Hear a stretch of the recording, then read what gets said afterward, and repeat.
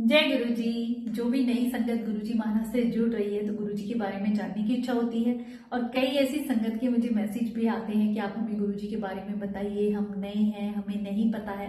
और संगत जी, सच में जब तक हम भगवान के जीवन की लीलाएं कथाएं नहीं सुनते हैं ना, तो हमारा विश्वास भी नहीं बनता है। तो गुरु जी महाराज भगवान हमारे शिव के अवतार हमें गुरु जी के रूप में मिले। सबसे पहली बात तो संगत जी, हम बहुत ब्लेस्ड हैं। पर गुरुजी महाराज के कुछ बचपन की ऐसी लीलाएं, बहुत ही प्यारे प्यारे सत्संग मैं आप लोगों के साथ शेयर करूंगी, ताकि जो नई संगत जुड़ रही हैं जरूर सुने और देखें कि कैसे गुरुजी महाराज हमारे भगवान जब धरती पे आए तो उन्होंने क्या क्या लीलाएं रखी, कैसे कैसे संगत का कल्याण किया। संगत जी, गुरु जी का जन्म मलेरकोटला के पास एक साधारण से गांव में डुमरी में 7 जुलाई 1954 को हुआ। अब उनकी जो फैमिली थी, साधु संतों का आशीर्वाद उन्हें शुरू से ही प्राप्त था। पूजनीय माता जी, पिताजी, जिन्होंने कहते हैं ना भगवान का अवतार उनके घर में हुआ। जिस दिन गुरु जी का जन्म हुआ संगत जी, दाई माँ बताती है कि पूरे रूम में रोशनी फैल गई और एक नाग देवता वहां से होकर गुजरे, जिसे देख के वो हैरान रह गई। गुरु जी के जन्म होते ही सारी खुशियां जैसे डुगरी गांव में फैल गई संगत जी, क्योंकि भगवान ने जो जन्म लिया था।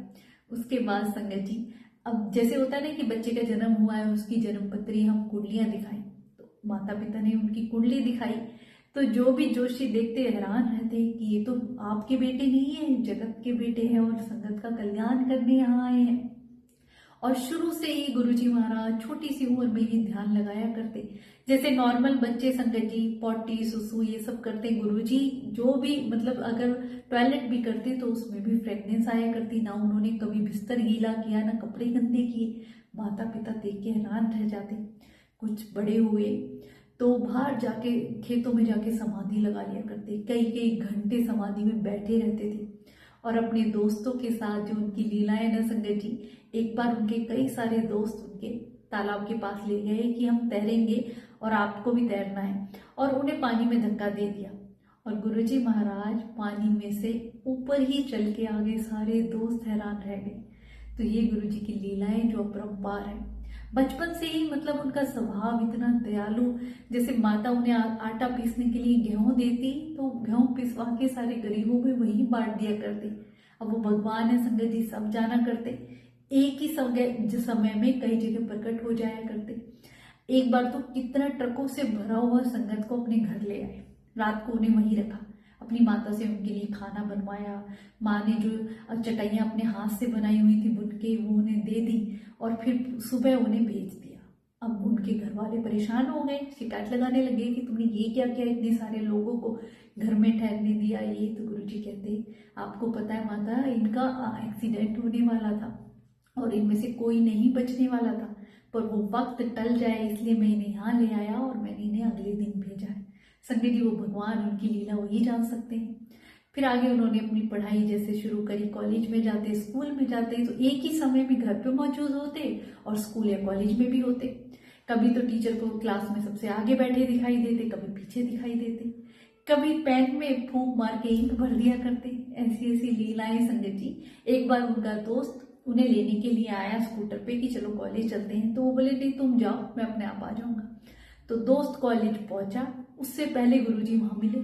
गुरुजी के पास तो कोई ऐसे जाने का साधन भी नहीं था। वो हैरान था कि मैं तो इसे घर छोड़ के आया था और ये यहाँ खड़े हुए हैं। उन्हें इतनी हैरानगी हुई संगत जी, वो उन्हें कॉलेज में देख के फिर घर गए तो वहां पे भी गुरुजी हैं। तो एक ही समय में दो जगह मौजूद हुआ करते। टीचर भी हैरान रहा करते कि ये कैसी लीला है। एक बार जो पेन में इंक भरी गुरुजी ने फूंक मार के, एग्जाम चल रहा था, साइड वाले बच्चे की इंक खत्म हो गई तो उन्होंने कहा मुझे दो, मैं भर देता हूँ। उन्होंने फूंक मारी, उसमें इंक भर गई। अब टीचर ने सोचा ये आपस में बातें कर रहे हैं और नकल कर रहे हैं, उन्हें प्रिंसिपल के पास ले गए, सारी बात बताई। प्रिंसिपल हंसने लगे, अच्छा फूंक मार के भी कोई इंक भरी जाती है। प्रिंसिपल ने एक न्यू ब्रांड वाला बिल्कुल पेन जिसमें इंक का कोई नामो निशान नहीं था गुरुजी को दिया। गुरुजी ने फूंक मारी और उसमें इंक भर दी। संगत जी, ऐसी लीलाएं गुरुजी ने रची। कॉलेज में गए तो उनका जो ऑडिटोरियम में मैदान में एक सांप आ गया। अब सारी तरफ अफरा तफरी मच गई। गुरुजी वहां आए, जैसे गुरुजी ने उसे इशारा किया और वो चुपचाप चला गया। सब वहां के लोग देख के हैरान रह गए। संगत जी, गुरुजी महाराज जब अपनी नानी के घर जाया करते तो वहाँ जो भी प्रेग्नेंट महिलाएं हुआ करती उनको पहले ही बता दिया करते थे कि बेटा होगा या बेटी, और उनकी बात सही होती थी। और बचपन में ही जिस दोस्त के बारे में उन्होंने कह दिया कि तू आर्किटेक्ट बनेगा या सीए बनेगा या टीचर बनेगा, आज वो उसी ओहदे पे गुरुजी महाराज की हुई एक एक भविष्यवाणी संगत जी, अद्भुत लीलाएं गुरुजी ने रची। गुरुजी सबका भविष्य जानते थे, सबको जानते थे, और धीरे धीरे आध्यात्म इतना फैलते चले गए संगत जी। गुरुजी ने कॉलेज मलेरकोटला में इंग्लिश और इकोनॉमिक्स में मास्टर डिग्री हासिल करी, पूरी अपनी पढ़ाई करी। फिर उन्होंने जालंधर मंदिर में संगत उन्हें धीरे धीरे जानने लग गई। संगत उनके पास आती, उनकी कष्ट परेशानियां गुरुजी कैसे हल लेते, उनके ऐसे ऐसे रोग ठीक हो जाते। फिर गुरुजी के नाम से चारों तरफ गुरुजी की वाहवाही होने लगी संगत जी। गुरुजी महाराज फिर बड़े मंदिर बनवाया जो कि संगत के कल्याण के लिए, जो आज भी गुरुजी महाराज छतरपुर वाले गुरुजी या शुक्राना गुरुजी के नाम से जाने जाते हैं।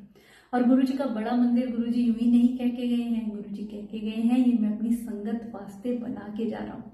जो भी अगर कोई पुट्ठे कर्म भी करके यहाँ आएगा ना, उसके कर्म भी ठीक हो जाएंगे और उसके सारे पाप मिट जाएंगे, उसे मेरी ब्लेसिंग मिलेगी। ये 11 ज्योतिर्लिंग और ये 12वां है जिसमें पूरे 12 ज्योतिर्लिंगों की शक्ति समावित है। मंदिर के आसपास से भी कोई गुजरेगा तो वो भी ब्लेस हो जाएगा। गुरुजी ने बचपन में ऐसी ऐसी लीलाएं करी संगत जी। और एक अद्भुत सत्संग जो मैंने पहले भी सुनाया है कि गुरुजी महाराज खुद संगत में बैठ के सुनाया करते।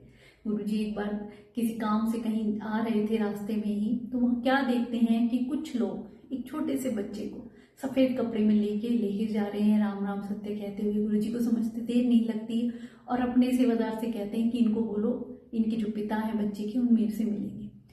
फिर वो बताते हैं कि हाँ हमारी बच्ची है छोटी सी और इसका देहांत हो गया है, हम इसे ले जा रहे हैं। तो गुरुजी बोले एक मिनट मेरे पास लेके आओ। गुरुजी उसका सफेद कपड़ा उठाते हैं और अपने मतलब जल लेके थोड़ा सा छिड़कते हैं और संगत जी वो बच्चा उठ के बैठ जाता है।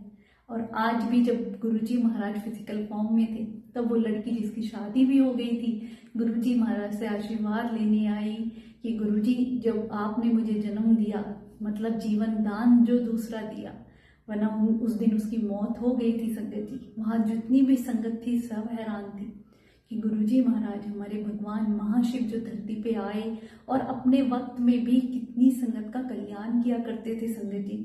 संगत के कष्ट अपने ऊपर ले लिया करते थे। कैसे कैसी संगत जिनके कैंसर की बीमारी या किसी के ऊपर ब्लैक मैजिक, क्या क्या कष्ट गुरुजी ने नहीं सहा है संगत जी, क्योंकि वो मनुष्य रूप में थे।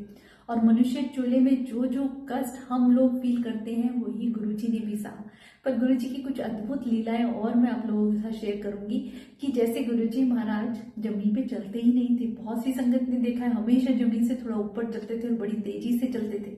कभी भी उनके जूते चप्पल गंदे होते ही नहीं थे, एक मिट्टी का कण भी नहीं लगा होता था उनमें। एक बार ऐसे ही बड़ा मंदिर बन रहा था तो काफी सारी संगत एम्पायर स्टेट से गुरुजी के साथ बड़े मंदिर गई। तो बड़े मंदिर में मेन उस हॉल में जाने से पहले सीमेंट का काम बिछाया हुआ था, तो कहा हुआ था कि इस पे पैर नहीं रखना है, आप लकड़ी के ऊपर पैर रख के जाना वरना पैर छप जाएंगे। और गुरुजी महाराज बिना कुछ देखे सीधे सीधे एकदम अंदर चले गए। सारी संगत हैरान, क्योंकि इतनी बारिश, इतना तूफान, इतना कीचड़ सा, सबके कपड़े गंदे हो गए। जाके देखा गुरुजी बिल्कुल साफ सुथरे बैठे और उनके चप्पल जूते देखे संगत ने, हम नीचे से देखे हैरान रह गए कि एक मिट्टी का कण भी नहीं है। गुरुजी वहीं से गुजर के आए हैं।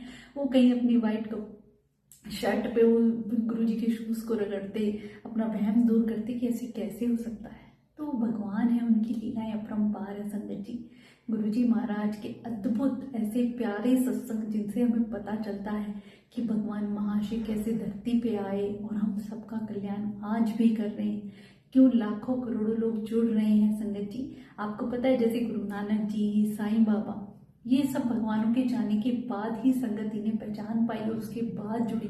ऐसे ही गुरुजी महाराज जो कि शिव के अवतार, शिव पुराण में साफ साफ लिखा हुआ है, भोले बाबा ने कहा कि मैं गुरु के रूप में आऊंगा और सबका कल्याण करूंगा। और आज एक ज्योत के रूप में जब गुरुजी महाराज ने 31 मई 2007 में चोला छोड़ दिया, आज एक ज्योत के रूप में, एक शक्ति के रूप में, हर सब रूप में गुरुजी विद्यमान है संगत जी।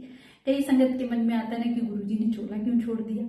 अब देखिए आप मनुष्य रूप में गुरुजी महाराज कितने ही लोगों को, एक लिमिटेशन थी, ब्लेस कर पाते। उन्होंने हमेशा अपनी आइडेंटिटी छिपा के रखी, कभी किसी को पता नहीं लगने दिया, मीडिया में नहीं है, पता चल गया कि भगवान धरती पे आए हैं तो वैसे ही हाहाकार मच जाना है संगत जी। तो फिर उन्होंने जोड़ा, अपनी मर्जी से छोड़ा। उन्हें सब पता था, क्योंकि वो 3-4 दिन पहले ही संगत को कहने लगे थे अगली पूर्णमासी ने बृहस्पति में चला जाऊंगा। संगत नहीं समझ पाई। संगत सोची गुरुजी कहीं सत्संग करने जा रहे हैं, जालंधर जा रहे हैं या कहीं और जा रहे हैं। पर वो तो कहते हैं ना, भगवान अपनी मर्जी से आते हैं, अपनी मर्जी से जाते हैं। छोड़ा इसीलिए छोड़ा क्योंकि अब गुरुजी पूरी शक्ति एक विद्यमान है, एक ज्योत के रूप में, जो सारी संगत को ब्लेस कर रही है। अब जो गुरुजी तक नहीं भी जा पाता है, जैसे फिजिकल फॉर्म में थे तो मिलने चले जाते थे, पर अब हर घर में एक ज्योत के रूप में, एक शक्ति के रूप में जो सच्चे दिल से पुकारे, गुरुजी वहां विद्यमान है। और संगत जी, गुरुजी के स्वरूप को एक मामूली फोटो समझने की गलती कभी मत करना। इसमें वो साक्षात बैठे हैं, हर बात सुनते हैं, समझते हैं। बस हमारा समर्पण, सच्ची भक्ति भाव होना चाहिए। भगवान को क्या ही चाहिए, हमारा निश्चल प्रेम और हमारा भाव चाहिए, और कुछ भी नहीं चाहिए। वो तो सृष्टि के रचयिता है संगत जी, सब कुछ उन्हीं का दिया हुआ है, हम उन्हें दे भी क्या सकते हैं। तो सच्चे दिल से जब तक हम गुरुजी महाराज के सत्संग सुनते हैं ना, हमारा और कनेक्शन बनता चला जाता है, विश्वास इतना अटूट होता चला जाता है ना, तो प्रभु के प्रति हमारा विश्वास बढ़ने से भक्ति और भरोसा इतना अडिग हो जाता है कि कष्ट परेशानी में भी उनकी प्रेजेंस हमें 24 घंटे फील होती है। एक भगवान महाशिव का ऑरा 24 घंटे हमारे साथ चलता है संगत जी। तो गुरुजी महाराज की ये प्यारे प्यारे सत्संग आप लोगों के साथ मैंने शेयर किए, इन्हें जरूर सुने ताकि आपको पता चले कि गुरुजी महाराज ने क्या क्या लीलाएं रची। शुक्राना गुरुजी।